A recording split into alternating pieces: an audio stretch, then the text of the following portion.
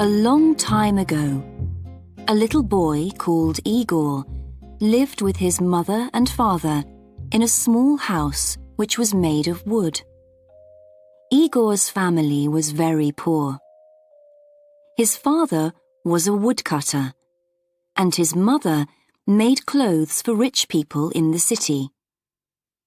Their house was in the middle of a large forest in the north of Russia. In summer, the days were long, and the forest was alive with the sounds of birds singing to each other. Igor's father taught him the names of the different birds, and the boy soon knew all their songs. But in winter, the days were very short, and there was deep snow everywhere. The forest became quiet because the birds left to spend the winter months in warmer countries. One winter, Igor became ill. His mother made special food and drink for him, but he only got worse.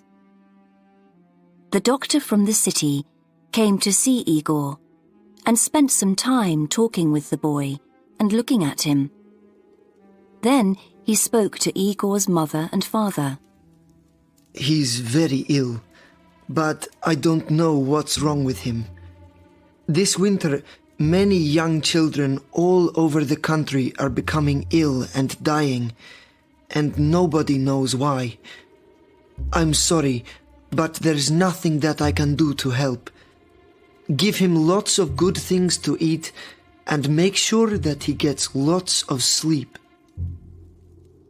During the next few days, Igor got worse. He became iller and iller. He spent all day in bed and became bored with his toys. His father brought him little things from the forest to try to make him forget that he was ill, but he was not interested in anything. His face became white, and he didn't want to eat. Sometimes at night, he had a fever, and then he dreamt that he was flying above the forest, looking at his family's little house far below him. One morning, after a very bad night, Igor woke up and found his father looking at him. "Is there anything that you want?" said his father. "Yes, there is, Father," said Igor. "I miss the songs of the birds. Could you catch a bird and put it in a cage for me? If you put the cage above my bed, I can listen to the birds singing and remember the sounds of the forest." "Of course, little Igor," said his father, smiling. "I'll bring you your bird tomorrow." But he knew that, now it was winter, there were no birds in the forest. This was the only thing that his son wanted, and he could not give it to him. "Perhaps you could make him a bird out of wood," said Igor's mother. "You could use one of those little pieces of wood that we usually burn on the fire." It was a cold, snowy day, and the forest trees were hard to cut. But all day, while he was working, Igor's father thought about how to make his son a bird out of wood. "Of course, it'll never sing," he said to himself. "but perhaps if it's very beautiful, little Igor will like it just the same." After dinner that night, he started making the bird. The first few times that he tried were no good. The finished birds were all too fat and too heavy to fly. He put them one by one on the fire and held his head in his hands. It was now the middle of the night, and outside more snow was falling. Then he suddenly said to himself, "I know. The bird needs to be just 2 pieces of wood. If I cut the wood carefully, the bird can have real feathers. First, he took a piece of wood for the head, body, and tail. He began with the tail, cutting the wood into feathers with his right hand. Then, with his left hand, he smoothed out the feathers. When he was happy with the tail, he took some more wood for the wings. He cut them out carefully. It all took a long time, because sometimes the feathers broke and he had to start again. But in the end, he finished it. While the sun was beginning to come up, he showed the bird to his wife. It's beautiful, She said. but it's not ready yet. She took a needle and some thread and carefully sewed the ends of the tail feathers and wing feathers together. Soon the feathers were all together, just like on a real bird. Then she tied a long thread to the middle of the bird's back. This way they could hang it above Igor's bed. They looked at the bird together. Now that it's ready, Said the woodcutter. I'll take it in to little Igor's room. Igor was asleep. Very quietly, the father hung the bird above the boy's bed. He stood back and looked at it. The bird turned slowly on its thread.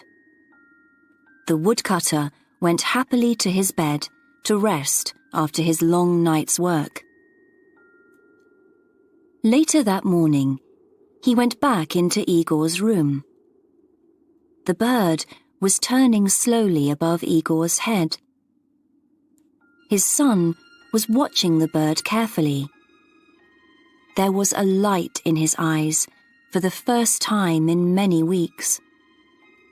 It's beautiful, Father. Said Igor. Thank you. But I've never seen a bird like it before in the forest. What's it called? That's a good question. I'll find out and tell you later. The next morning, when the woodcutter went into his son's room, he found the boy sitting up in bed, trying to touch the bird. The last time that Igor sat up in bed was many weeks ago. He thought. So, what's it called, Father? The boy asked. I'm still not sure. His father replied. That night, Igor's father went into his son's room and he quietly made the thread a little shorter. Now the bird was hanging a little higher above Igor's head. 3 days later, he found Igor kneeling on the bed, trying to touch the bird. His hand was very near it. Have you decided on the name of my bird, Father? Igor asked. Not yet, my son. I'll tell you later. His father replied. Again, the father went at night into his son's room and put the bird a little higher. 5 days later, Igor was standing on the bed and nearly touching the bird. Father, help me. I want to make it go round, He said. Go on trying. It's not as high as you think. Replied his father. And when will you tell me its name? Very soon, my son. Replied the father. 7 days later, Igor's father was cutting wood when he heard strange sounds coming from the house. He ran quickly to his son's bedroom. Igor was jumping up and down on his bed, laughing. Above his head, the bird was going round very fast. Look, Father! I touched the bird! shouted Igor happily. Now, please tell me, what's its name? It's called the Bird of Happiness, his father replied. And his mother, standing at the door, smiled to see her young son so full of life once more.